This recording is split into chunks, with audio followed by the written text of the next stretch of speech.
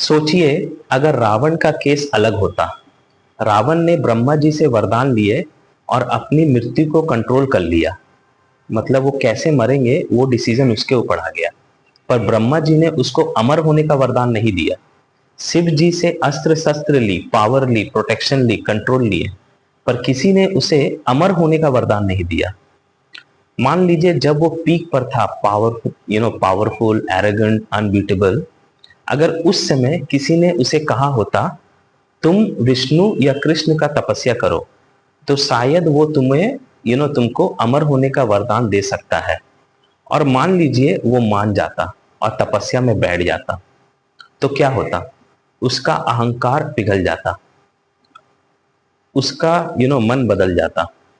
और जब कृष्ण या विष्णु उसके सामने आते, तो शायद वो अमरता नहीं मांगता। शायद वो कहता जो दिया है वो भी ले लो, मुझे बस आप चाहिए।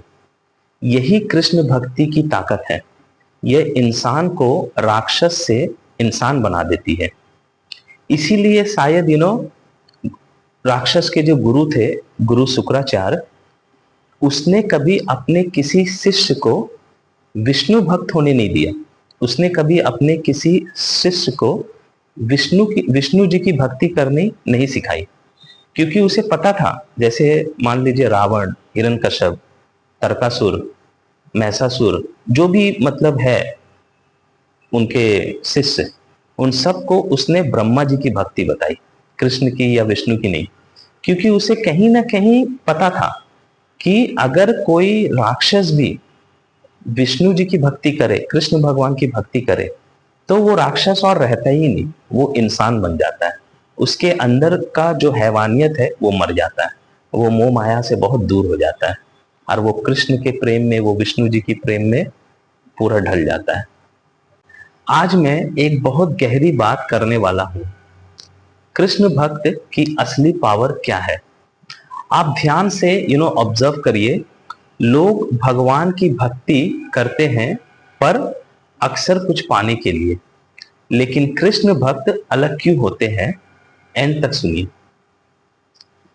हिस्ट्री उठाकर देखिए। कोई ब्रह्मा जी की तपस्या करता है लंबी उम्र के लिए, या अपनी डेथ का कंट्रोल पाने के लिए, मतलब अपनी मृत्यु के ऊपर कंट्रोल, मैं कैसे मरूंगा। कोई शिव जी की तपस्या करता है अस्त्र शस्त्र के लिए, शक्ति पाने के लिए।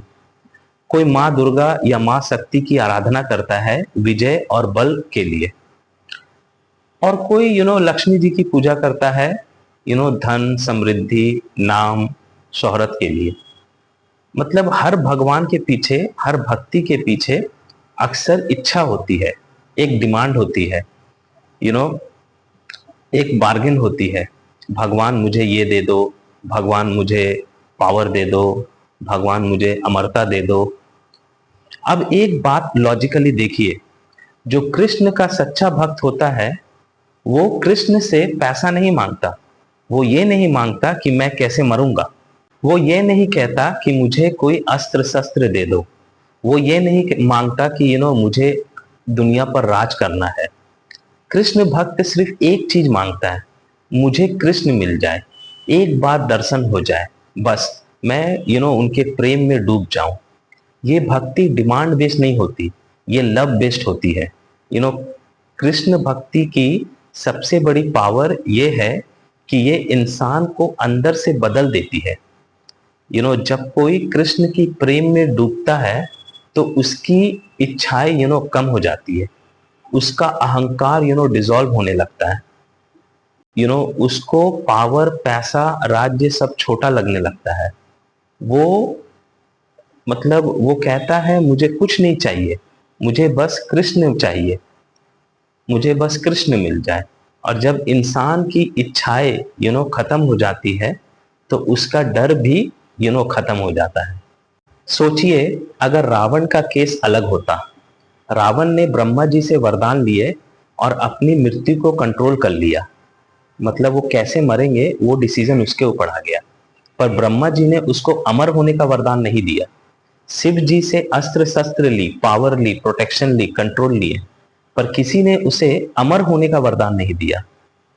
मान लीजिए जब वो पीक पर था, पावरफुल, एरोगेंट, अनबीटेबल, अगर उस समय किसी ने उसे कहा होता तुम विष्णु या कृष्ण का तपस्या करो, तो शायद वो तुम्हें तुमको अमर होने का वरदान दे सकता है। और मान लीजिए वो मान जाता और तपस्या में बैठ जाता, तो क्या होता? उसका अहंकार पिघल जाता, उसका मन बदल जाता। और जब कृष्ण या विष्णु उसके सामने आते तो शायद वो अमरता नहीं मांगता, शायद वो कहता जो दिया है वो भी ले लो, मुझे बस आप चाहिए। यही कृष्ण भक्ति की ताकत है। यह इंसान को राक्षस से इंसान बना देती है। इसीलिए शायद राक्षस के जो गुरु थे, गुरु शुक्राचार्य, उसने कभी अपने किसी शिष्य को विष्णु भक्त होने नहीं दिया। उसने कभी अपने किसी शिष्य को विष्णु जी की भक्ति करनी नहीं सिखाई, क्योंकि उसे पता था, जैसे मान लीजिए रावण, हिरण्यकश्यप, तारकासुर, महिषासुर, जो भी मतलब है उनके शिष्य, उन सबको उसने ब्रह्मा जी की भक्ति बताई, कृष्ण की या विष्णु की नहीं। क्योंकि उसे कहीं ना कहीं पता था कि अगर कोई राक्षस भी विष्णु जी की भक्ति करे, कृष्ण भगवान की भक्ति करे, तो वो राक्षस और रहता ही नहीं, वो इंसान बन जाता है। उसके अंदर का जो हैवानियत है वो मर जाता है, वो मोह माया से बहुत दूर हो जाता है, और वो कृष्ण के प्रेम में, वो विष्णु जी की प्रेम में पूरा ढल जाता है। बाकी भक्ति में अक्सर डिजायर होता है, कृष्ण भक्ति में डिसॉल्व होता है डिजायर। बाकी जगह लोग कहते हैं मुझे दो, कृष्ण भक्त कहते हैं मैं खुद को देता हूं।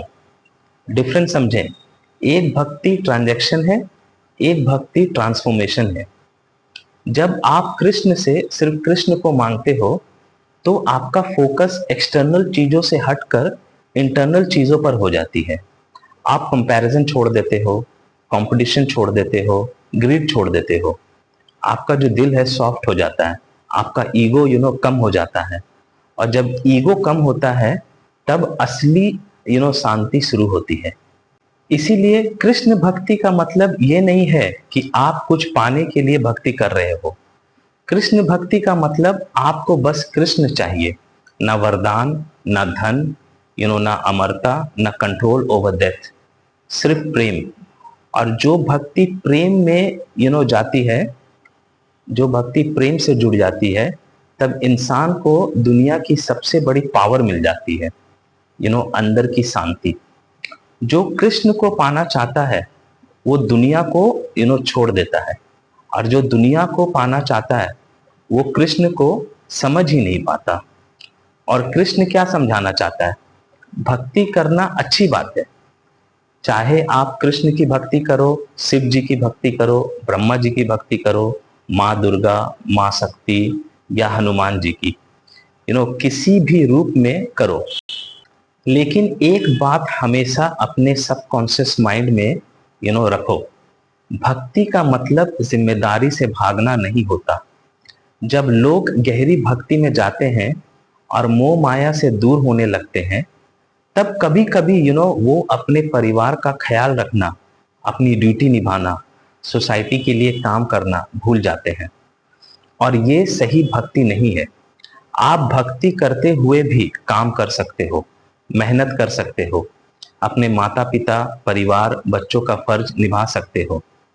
अगर आप जिम्मेदारी छोड़कर भक्ति करोगे तो वो भक्ति अधूरी है, और कहीं ना कहीं वो ऋण आपके ऊपर रह जाता है, और शायद उसे चुकाने के लिए आपको फिर से लौटना पड़े, या फिर किसी उम्र में जाके वो ऋण आपको चुकाना पड़ेगा किसी दूसरे तरीके से। इसीलिए भक्ति करो प्रेम से, लेकिन अपने कर्तव्य से कभी मत भागो, वही संपूर्ण भक्ति है। और अगर ये बात समझ आए तो अपने दोस्तों, परिवारों के साथ ये वीडियो को शेयर करिए, लोगों को समझाइए।